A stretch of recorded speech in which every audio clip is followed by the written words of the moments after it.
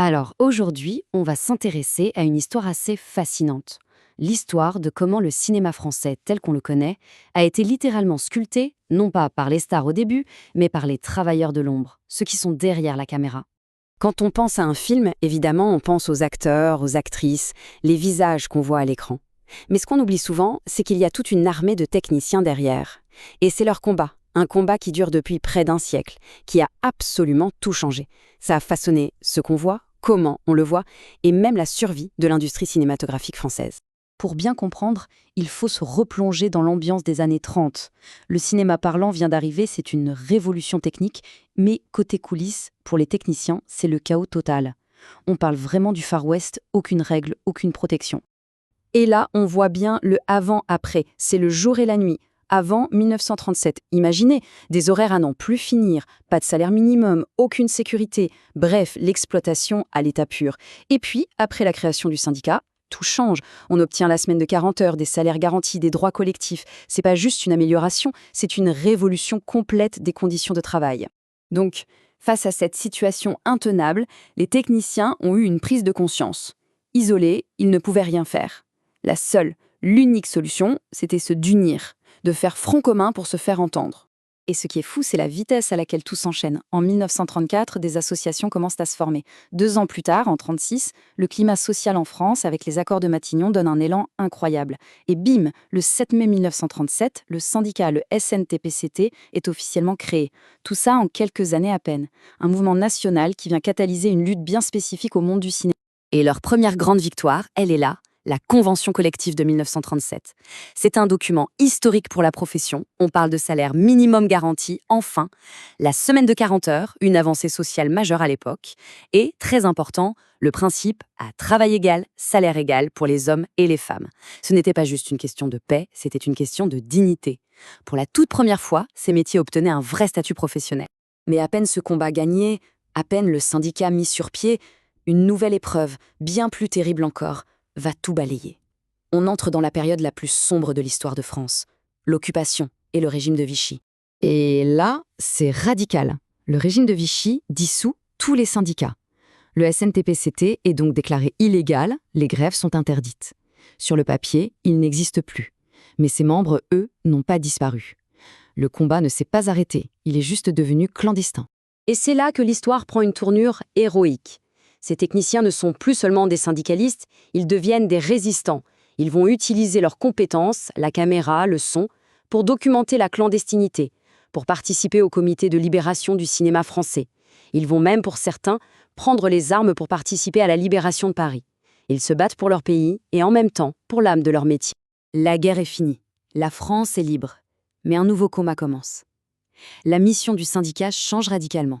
Il ne s'agit plus de résister à un occupant, mais de reconstruire de A à Z une industrie en ruine. Et surtout, de la protéger d'une nouvelle menace, la domination culturelle étrangère. Et leur plan d'action est juste incroyable d'audace. Étape 1, ils prennent physiquement le contrôle du siège de l'organisation cinématographique du régime de Vichy. Étape 2, fort de cette position, ils deviennent l'interlocuteur numéro 1 du nouveau gouvernement. Et étape 3, leur travail mène directement à la création, en 1946, du CNC, l'institution qui, encore aujourd'hui, est le pilier du cinéma français. Parce que le danger était bien réel, il y avait ces fameux accords Bloom-Burns. En gros, ça ouvrait en grand les portes du marché français aux films américains.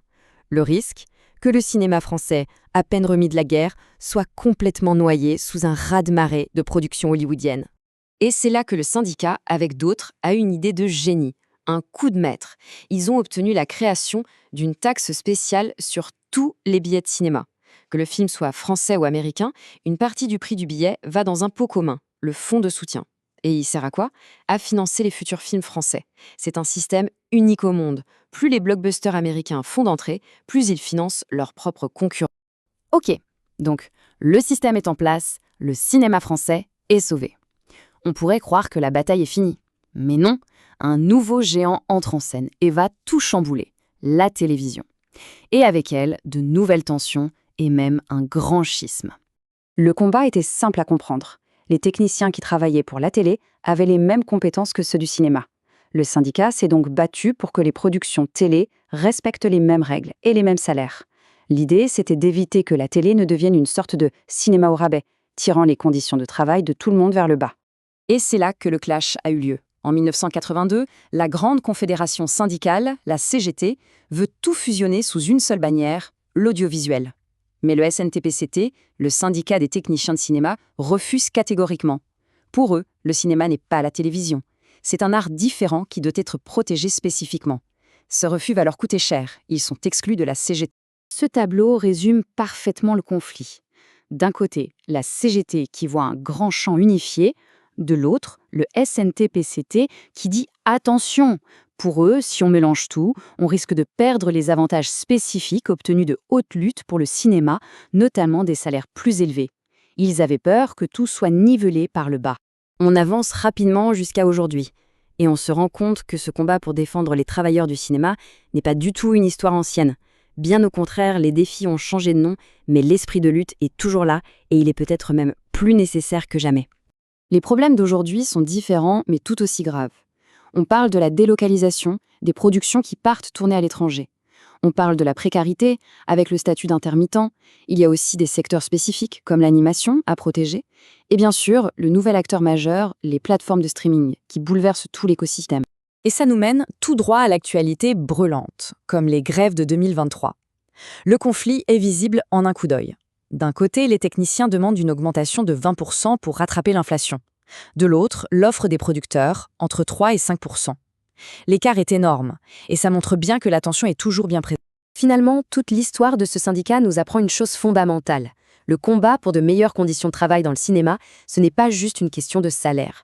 C'est aussi un combat pour une identité culturelle, pour avoir le droit de raconter ses propres histoires. Alors la question qui se pose aujourd'hui, à l'heure où les plateformes mondialisent les contenus, c'est celle-ci.